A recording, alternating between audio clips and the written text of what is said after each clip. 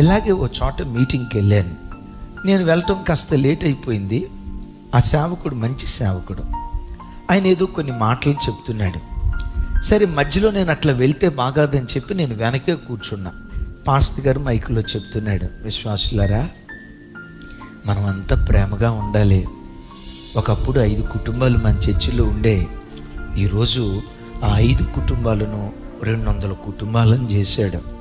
మనం ఐక్యంగా ప్రేమగా ఉండాలి అని చెప్పాడు. నా ఎదురుగా కూర్చున్న ఒక ఆయన ఏం చేశాడు తెలుసా? పక్కంటుండి ఇట్లా పొడిచి, చూడు చూడు, ఇక ప్రేమ కూర్చి ఈయనే చెప్పాల, ఈయనకి ప్రేమ ఉన్నట్టు. నేను వెనక కూర్చొని సైలెంట్గా వింటున్నా. ఈడేవుడు కాస్త తేడా బ్యాచ్ లాగా ఉన్నాడు, చర్చికి వస్తానే ఇదేం కొసకొసలరా అని చెప్పి, సర్లే మనకెందుకులే అని సైలెంట్గా ఉన్నా. ఆ తర్వాత పాస్టర్ గారు 2-3 మాటలు చెప్పి ముగింపులో ఏమన్నాడు తెలుసా? బాబు, మనం 3 రోజులు మీటింగ్స్ ఏర్పాటు చేసాం, కొన్ని లక్షల రూపాయలు ఖర్చు అయింది. మీలో ఎవరైనా ప్రేరేపించబడిన వాళ్ళు ఉంటే, దేవునికి ఇవ్వగలిగే వాళ్ళు ఉంటే ఇవ్వండి అనే లోపు ఈ వ్యక్తి ఏం చేశాడో తెలుసా? ఇటోడును పొడిచి చూడు చూడు చూడు, ఈ పాస్టర్ ఏటేడు తిరిగి చివరికి డబ్బుల దగ్గరికే వస్తాడన్న సంగతి నాకు తెలుసో. నేను వెనక కూర్చున్న సంగతి మనోడు చూడలే. బాధపడి మనకెందుకులే, ప్రార్థన చేద్దామని చెప్పి వాక్యం చెప్పా. వాక్యం అంతా అయిపోయిన తర్వాత ఈయన వచ్చి, అయ్యారు, కుటుంబాలు ఎట్లా కట్టుకోవాలో ఈరోజు నాతో దేవుడు మాట్లాడాడు. అయ్యారు, నా కుటుంబాన్ని కట్టుకోలేకపోయా, 2 పిల్లలు, ఒక్కడు మాట అన్నాడు. అయ్యారు, నా పిల్లలు నా మాట వినేటట్టుగా నా కొరకు ప్రార్థన చేయండి అయ్యా అని చెయ్యి గట్టిగట్లా పట్టుకొని ఊపుతున్నాడు.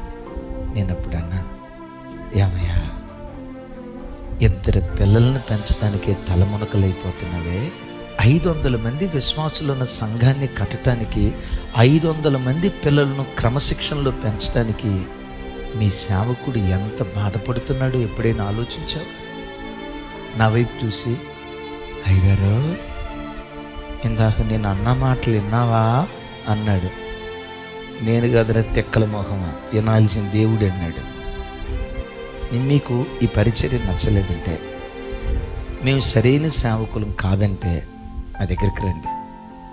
ఈ విషయంలో మీరు తప్పు, ఈ విషయంలో తప్పు, మాకు ఇష్టం లేదు. ఇంతకంటే మంచి సంఘం ఎక్కడైనా ఉంటే, ఆత్మీయంగా మీరు చక్కగా కట్టబడేటట్టుంటే, చక్కగా అక్కడికి వెళ్ళి ఆత్మలో ఎదగండి.